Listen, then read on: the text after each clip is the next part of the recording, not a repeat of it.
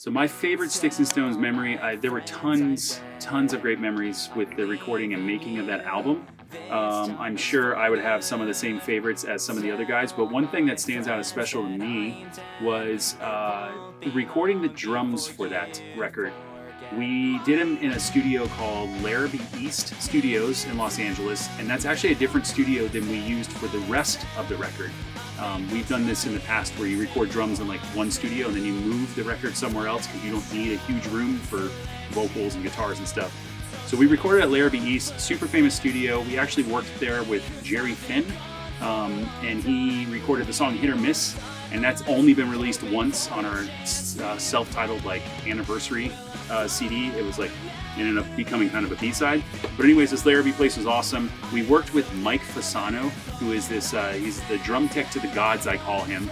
And he's actually the drummer of Tiger Army now. He used to play drums in Warrant, and he's like this LA guy that's amazing and has worked on so many records that you guys all love, including Green Day, Blink-182, Alkaline Trio, I believe. I think he did some stuff for Metallica. Just insane. This guy comes in, we had worked with him on our self-titled, and here we are working a second time for Sticks and Stones. And this time we're in LA in his backyard, and he brought in, I want to say like 15 snare drums, 4 drum sets, I mean more things than I've ever seen in my entire life. I had in my arsenal, and I believe I used on the record, the actual snare drum that they used on November Rain, Guns N' Roses, that song. I believe I had the snare drum that was used on Dookie, Green Day.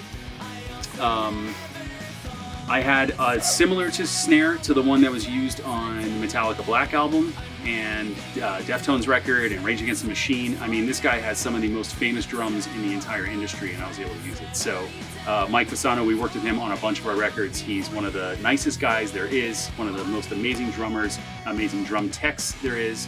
And when I, this is like 21, 22 years old, hearing and being able to work with somebody who just has that kind of experience, it really made it special for me, for Sticks and Stones.